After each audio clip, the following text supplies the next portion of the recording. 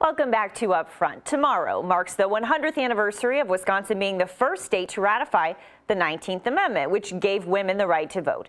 There will be a ceremony at the state capitol, and Wisconsin First Lady Cathy Evers has an important role in the celebration. I sat down with the governor and Mrs. Evers at the executive residence last week to talk about the 19th Amendment and more. So thank you for having us here in the residence. Yeah, thank you for having us in our library. Yeah.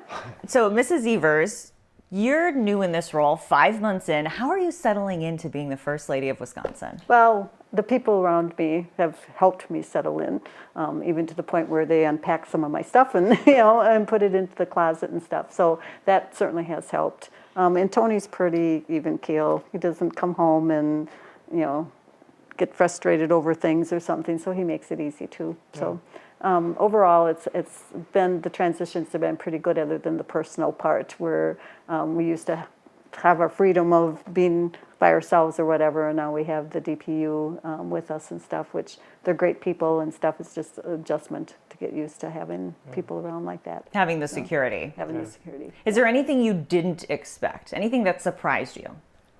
Oh boy. It surprised me to be here. So it wasn't something that we had planned as our retirement years.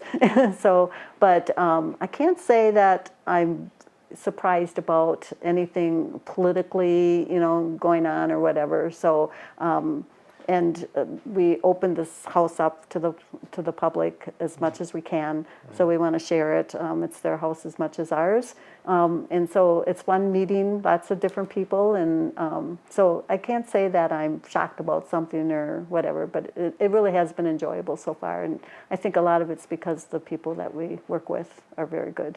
One thing I know you're getting specifically involved with is you're chairwoman of this committee that is celebrating the 100th anniversary of the 19th Amendment, women getting the right to vote. Correct. Why is this something that's so important to you?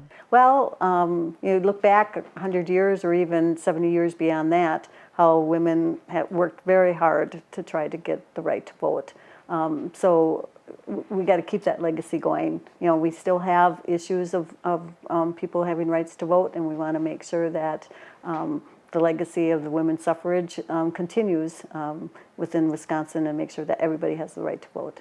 You said you didn't plan to necessarily be here, but now that you are, now that you're the First Lady, are there any other causes that you want to champion, anything you want to take on? Oh, I've gone to meetings and stuff that I'm very interested in. I'm looking at the emotional and social needs of children from 0 to 5 is important to me, because I think if we can connect and help the children that have emotional or social needs prior to even getting into school, it's going to make a difference in their education, which is really important. So that's a real important aspect for me. On the other hand, going to the other age, dementia, Alzheimer's is real important to me too. So I might be doing some advocate for things like that too.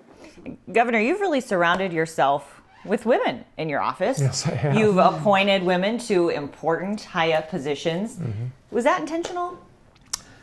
Yes and no. I've done that my entire career.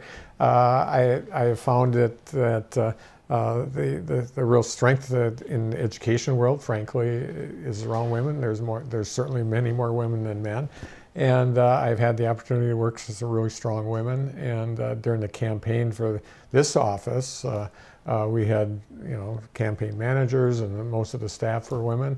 And they've been a rock, and I'm very pleased with the opportunity I've had to give women voice and frankly power and authority to do some really important and incredible things. Is that something you talk to your husband at all about? Yeah. Is employing women? Yeah, I mean, I've known him since kindergarten. Of course, I know you've probably heard this story already, and he's just always been a real strong supporter of me too. I mean, even in high school or whatever, he would be there for me, and in particular something that would happen or whatever. He was always there to listen or always there to help me through something. And so he's always been a supporter of women, I guess, because Yeah, he and a certainly strong helped mom. me. Real strong mom. Yes. Yeah. Oh my gosh, yes. And recently, one of your spokeswomen accused high-up Republicans of not wanting to communicate with your chief of staff because she's a woman.